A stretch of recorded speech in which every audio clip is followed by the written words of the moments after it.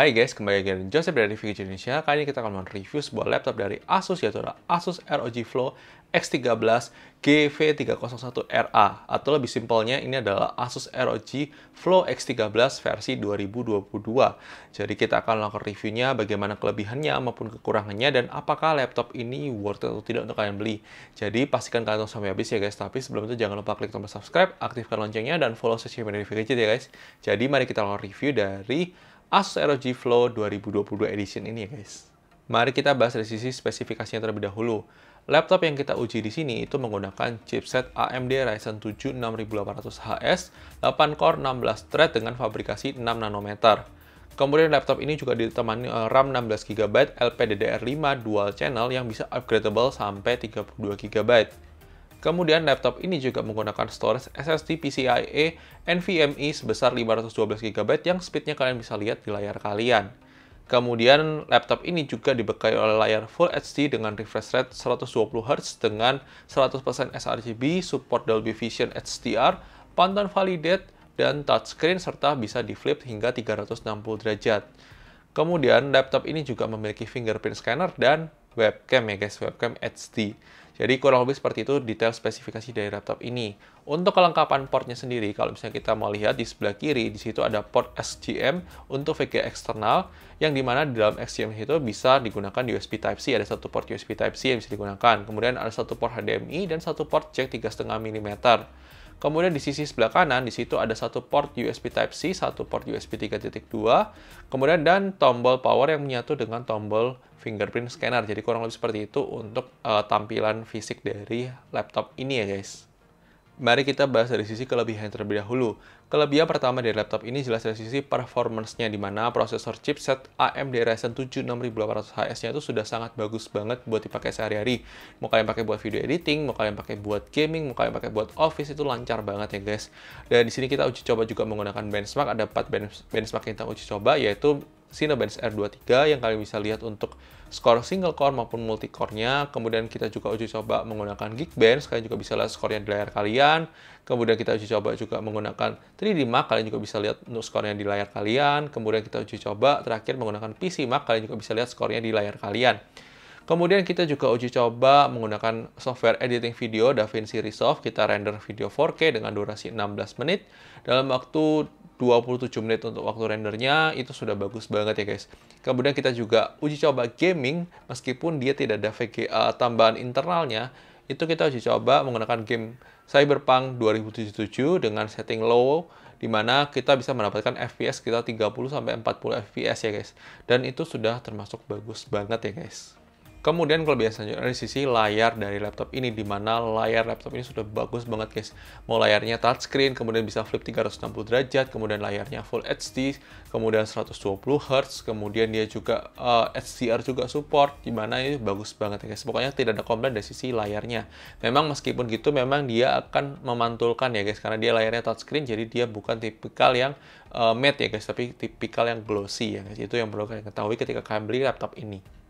Kemudian dari sektor speaker sendiri, laptop ini punya speaker yang bagus banget ya guys. Jadi kalian bisa dengarkan tuh sampel audio speakernya setelah ini ya guys.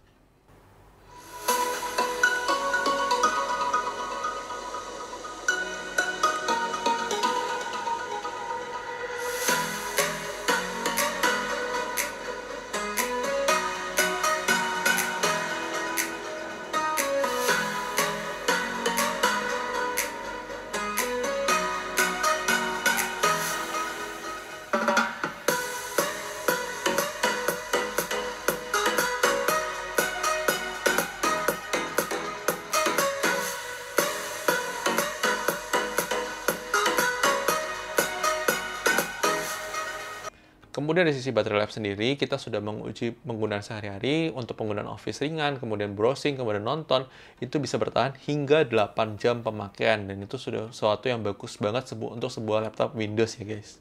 Kemudian untuk charging sendiri, di mana laptop ini sudah support by default 100 watt fast charging, di mana itu bisa banget buat ngecas dalam waktu 1 jam, sekitar 1 jam setengah sampai 1 jam 40 menit, untuk dari sekitar 10% ke 100% ya guys. Itu sudah bagus banget ya guys, untuk sebuah laptop itu termasuk cepat ya guys.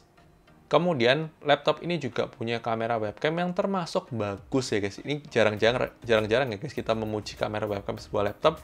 Ini termasuk bagus ya guys. Kalian bisa lihat untuk sampel kamera webcamnya setelah ini ya guys.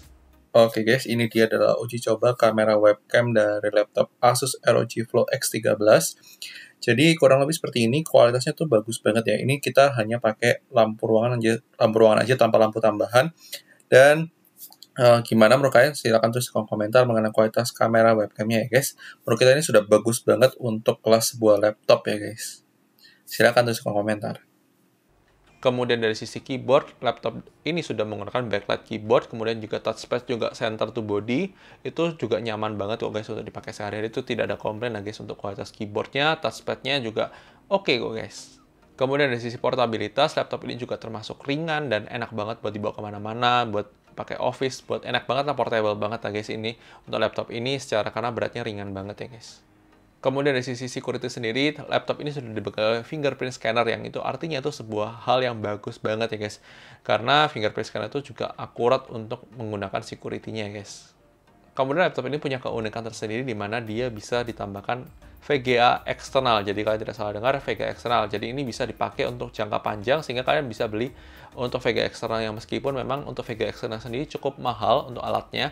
Tapi kalau misalnya kalian memang mau pakai jangka panjang, belilah alat itu kalau kalian beli laptop ini. Karena itu kalian bisa upgrade VGA-nya juga ya guys. Itu bagus banget ya guys. Itu dia tadi adalah kelebihan dari laptop ini. Tentunya laptop ini punya beberapa kekurangan yang perlu kita mention di sini. Di mana kekurangan pertama yaitu tidak adanya VGA tambahan di luar VGA dari prosesor AMD Ryzen 7 6800HS. Yang itu dimana artinya laptop ini memang kalau by default itu kurang cocok untuk gaming ya guys. Dan untuk kalau misalnya kalian memang menuntut lebih untuk performance 3D rendering, kemudian rendering, itu memang perlu VGA tambahan. Jadi kalian harus beli alat lagi yang memang tidak murah. Dan itu perlu kalian ketahui ketika kalian beli laptop di harga sekitar 20 jutaan ini ya guys. Kemudian kekurangan selanjutnya dari sisi manajemen panas ketika dipakai heavy use ya guys. Jadi ketika dipakai buat gaming, dipakai buat rendering itu memang cukup panas.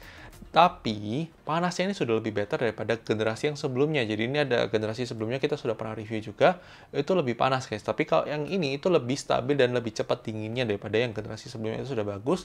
Tapi kita berharap Asus bisa lebih memperbaiki lagi untuk generasi selanjutnya ya guys. Jadi ya semoga didengar oleh Asus Indonesia. Dan kurang lebih seperti itu untuk kelebihan kekurangan dari laptop ini. Silahkan terus bagi komentar. Kalau menurut kita sendiri, laptop ini adalah laptop yang oke banget buat kalian beli.